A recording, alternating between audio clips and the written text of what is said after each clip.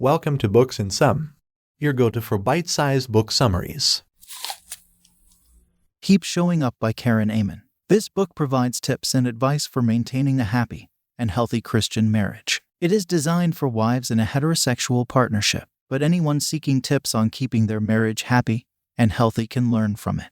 It is geared toward the average married couple experiencing the typical ups and downs of everyday life. But if you're experiencing more serious issues like infidelity, or physical, or verbal abuse, please seek help.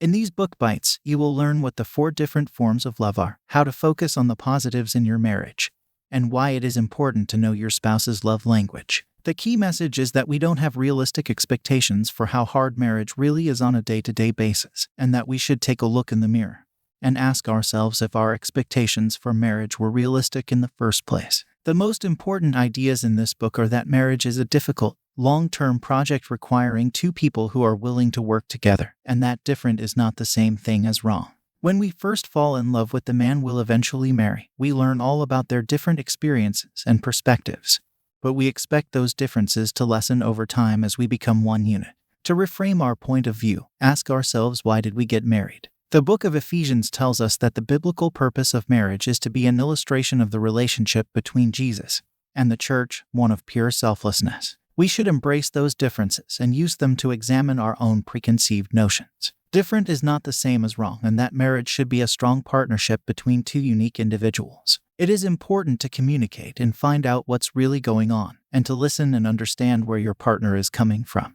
Conflict can be uncomfortable, but it can also make you stronger in the long term. Finally, it is important to remember that love takes different forms and that marriage takes work. But if you lose the negative attitude and make your differences work for you, not against you, you will have the foundation for a strong, healthy relationship. The New Testament has 4 different words to describe love: erotic love, friendship, familial love, and unconditional love. Love takes different forms, and a successful marriage is built on a foundation of love that evolves over time. Marriage is a long-term proposition, and when things get hard, think back to the beginning of the relationship and think ahead to the end.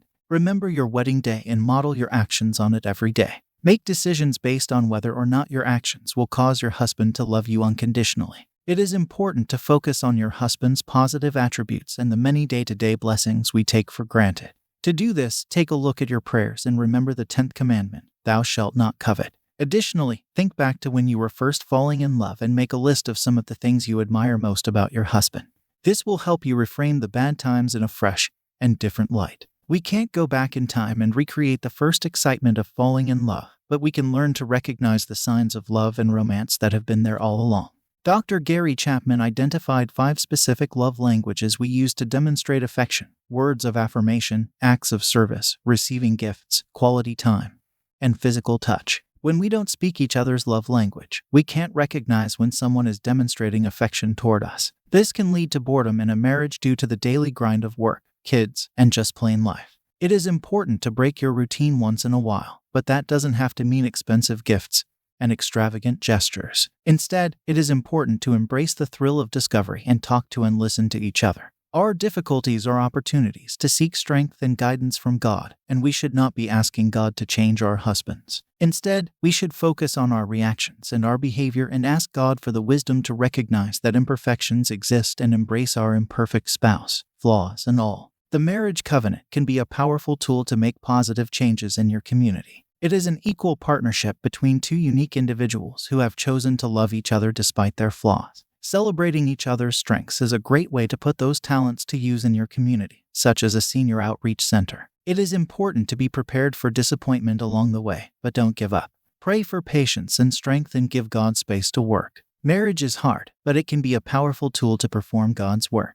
It is important to be supportive of each other's individual interests and to pursue the things that speak to you personally. When we do the work and keep showing up, our relationships with our husbands become stronger, more loving, and more supportive, and our relationship with God deepens. This can have a lasting impact on the lives of those around us. We hope you found this summary helpful in your listening journey. If you're interested in diving deeper into the topic or getting your hands on the whole book, be sure to check the description below where we've included links to the book and other related products that may be useful to you. Don't forget to hit that subscribe button to stay updated on our latest book summaries, and feel free to leave a comment with any suggestions or requests for books you'd like us to cover. Thanks again for tuning in, and happy listening.